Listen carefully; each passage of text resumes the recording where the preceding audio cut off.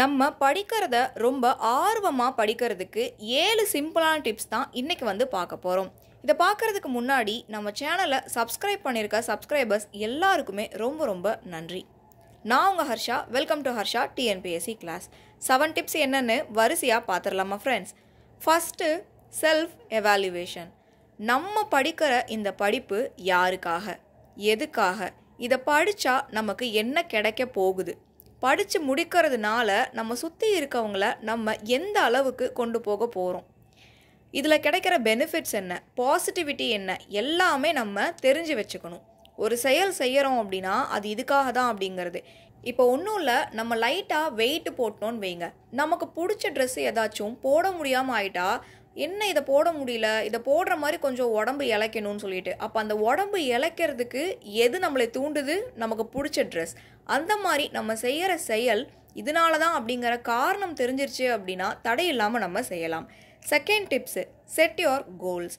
நான் இதுவாக தான் ஆக போகிறேன், ஃப்யூச்சரில் என்னோட அச்சீவ்மெண்ட் இதுதான், ஃப்யூச்சரில் என்னோட பொசிஷன் இதுதான், இந்த ஒரு தெளிவு உங்ககிட்ட இருந்தால் கண்டிப்பாக உங்களால் எந்த ஒரு துறையிலையுமே ஈஸியாக சாதிக்க முடியும். அந்த துறை ரொம்ப கடினமானதாக இருந்தாலும் சரி, அது ஸ்டேட்டாக இருந்தாலும் சரி, சென்ட்ரலாக இருந்தாலும் சரி, ஈஸியாக நம்மளால் அதை அச்சீவ் பண்ண முடியும், கோலில் நம்ம தெளிவாக இருந்தால். மூணாவது, பி அ புக்ஸ் லவர். இது எனக்கு ரொம்ப ரொம்ப பிடிச்ச ஒரு டிப்ஸ். நம்ம படிக்கிறத வந்து ஒரு கேம் மாதிரி நினச்சி படிக்கணும். இப்போ கையில் வந்து உங்களுக்கு பிடிச்ச கேமை கொடுத்து விளையாடுங்க அப்படின்னு சொன்னால், அந்த விளையாட்டில் எவ்வளோ ஆர்வம் காட்டுவோமோ படிக்கிறதுலையும் அந்த அளவுக்கு ஆர்வம் இருக்கணும். இதுதான் பி அ புக்ஸ் லவர். உங்கள் படிப்பை நீங்கள் லவ் பண்ணி படிக்கணும். நம்மளுடைய லவ்வர் யார் அப்படின்னு கேட்டால், இன்றைக்கி வந்து நமக்கு இந்த புக்கு தான் நம்ம லவ்வர் அப்படின்னு சொல்கிற அளவுக்கு அந்த படிப்பு மேலே ஒரு ஈடுபாடும் ஆர்வமும் நிச்சயமாக இருக்கணும். நாலாவது, நம்ம படிக்கிற படிப்பு வந்து பரீட்சைக்கு மட்டும்தானா அப்படின்னு கேட்டால் கண்டிப்பாக கிடையாது. நிறையா படித்த ஒருத்தங்கள்ட்ட பேசுனீங்கன்னா அவங்க பேசுகிறத புரிஞ்சுக்கிறதுக்கே நம்ம நிறையா தெரிஞ்சு வச்சுக்க வேண்டியது இருக்கும். அந்த அளவுக்கு அவங்க ரொம்ப நுணுக்கமாக பேசுவாங்க. அப்போ நம்மளும் அந்த மாதிரி பேசணும் அப்படின்னா நமக்கு நிறையா விஷயங்கள் தெரியணும். நிறையா படிக்கிறது மூலியமாக நம்மளால் நிறையா தெரிஞ்சுக்க முடியும், நம்ம அறிவை ரொம்ப விசாலாக்க முடியும். கற்றவங்களுக்கு மத்தியில் நம்ம அவங்களில் ஒருத்தராக இருந்தால் அது எவ்வளோ பெருமை சேர்க்கும் நம்ம அம்மா அப்பாவுக்கு அப்படிங்கிறத நினைவில் வச்சுக்கிட்டு படித்தாலே ஆர்வம் தன்னால் வந்துடும். 5வது டிப்ஸ், மேக் ஷெட்யூல்ஸ். இது நம்ம சேனலை தொடர்ச்சியாக பார்க்குற எல்லாருக்குமே தெரியும். நான் எப்படி ஷெட்யூல் போட்டு ஃபாலோ பண்ணிகிட்ருக்கேன் அப்படிங்கிறது, உங்களை எப்படி ஷெட்யூல் போட்டு படிக்க வச்சிட்ருக்கேன் அப்படிங்கிறது உங்களுக்கு தெரியும். நிறையா பார்த்துருப்பீங்க. நம்ம வந்து இந்த ஷெட்யூல் அப்படிங்கிறது பார்த்திங்கன்னா எதுக்குன்னா, நம்மளே பூஸ்ட் பண்ணிக்கிறதுக்கு. இன்றைக்கி காலையிலேருந்து ராத்திரி வரைக்கும் இதான் நான் பண்ண போகிறேன், அப்படி முடித்தா மட்டும்தான் தூங்கணும், அப்படி முடிகிற அளவுக்கு தான் ஷெட்யூல் போடணும். அது வந்து ரொம்ப இம்பார்ட்டண்ட்டு. எல்லாரும் போடுறாங்கன்ட்டு நம்ம ஒரு நாளையில் முடிக்க முடியாத அளவுக்கு போட்டுக்கிட்டு முடிக்கிறது கிடையாது. ஒரு 7 மணி நேரம் படிக்கிறோம், இல்லை ஒரு 4 மணி நேரம் படிக்கிறோம் அப்படின்னா அந்த 4 மணி நேரத்தில் நம்மளால் எவ்வளோ படித்து முடிக்க முடியுமோ அந்த அளவுக்கு ஷெட்யூல் போட்டு அதை ஃபாலோ பண்ணணும். ஒன்றொன்னா முடிச்சுக்கிட்டே வரும்போது டிக் பண்ணிக்கிட்டே வரணும். அந்த டிக் பண்ணும்போது ஒரு சாட்டிஸ்ஃபேக்ஷன் கிடைக்கும். அதை நீங்கள் அனுபவித்தா மட்டும்தான் உங்களுக்கு வந்து தெரியும்.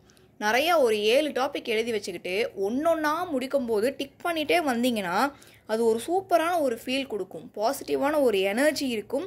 அண்ட் அதை முடித்ததுக்கப்புறம் நம்மளே அப்ரிஷியேட் பண்ணணும். நான் எப்படின்னு பார்த்தீங்கன்னா, ஒரு 4 லெசன் எழுதி வச்சுக்கிட்டு இந்த 4 லெசனை முடிச்சுட்டா ஒரு கேம் விளையாடலாம். ஒரு கேண்டி க்ரஷ் கேம் இருக்குது அப்படின்னா இந்த 4 லெசனை முடித்தா ஒரு கேண்டி க்ரஷ் கேம் விளையாடுவேன். அடுத்து ஒரு 2 லெசனை முடித்தா நான் வந்து காஃபி குடிப்பேன். அடுத்து ஒரு 2 லெசன் முடித்தா நான் வந்து ஒரு 5 நிமிஷம் தூங்குவேன். இந்த மாதிரி எனக்கு நானே பாராட்டுகள் கொடுக்கறதுக்கு அந்த டாஸ்க் ஷெட்யூல் எனக்கு ரொம்பவே ஹெல்ப்ஃபுல்லாக இருக்கும். 6வது டிப்ஸு, ரிமெம்பரிங் திங்ஸ். நமக்கு என்ன வேணும் என்ன வேணாம் அப்படிங்கிறதுல கிளாரிட்டி இருந்தாலே நமக்கு பாதி பிரச்சனை சால்வ் ஆயிரும். நம்ம மைண்டுக்கிட்ட கமாண்ட் பண்ணிட்டே இருக்கணும். இன்றைக்கி நம்ம இதான் படிக்க போகிறோம், நாளைக்கு நம்ம இதான் பண்ண போகிறோம், அடுத்த வாரம் வெளியில் போகிற ப்ரோக்ராம் இருக்குது, அப்போ அடுத்த வாரத்துக்குள்ளே நமக்கு முடிக்க வேண்டிய போர்ஷன்ஸ் இவ்வளோ இருக்குதுன்னு சொல்லிட்டு நம்ம மைண்டை கமாண்ட் பண்ணிட்டே இருக்கணும். நம்ம அடுத்தடுத்து என்ன செய்ய போகிறோம் அப்படிங்கிறத ரிமெம்பர் பண்ணிகிட்டே இருக்கணும். கடைசி 7வது டிப்ஸ், ஸ்டடி லைக் அ டீச்சர். இது நிறையா பேர் சொல்லி நீங்கள் கேட்டிருப்பீங்க. நம்மளை நாமளே ஒரு டீச்சர் அப்படின்னு நினச்சிட்டு படிக்கணும். நீங்கள் படிச்சிருக்க ஒரு கான்செப்டை யாராவது வந்து இது என்ன கான்செப்ட் சொல்லுங்கள், இப்போ ஜிடிபி என்னன்னு சொல்லுங்கள் அப்படின்னு கேட்டால் டக்குன்னு அவங்களுக்கு சொல்லிக் கொடுக்குற அளவுக்கு நீங்கள் அதை தெளிவாக படிச்சிருக்கணும். அதுதான் ஸ்டடி லைக் அ டீச்சர்.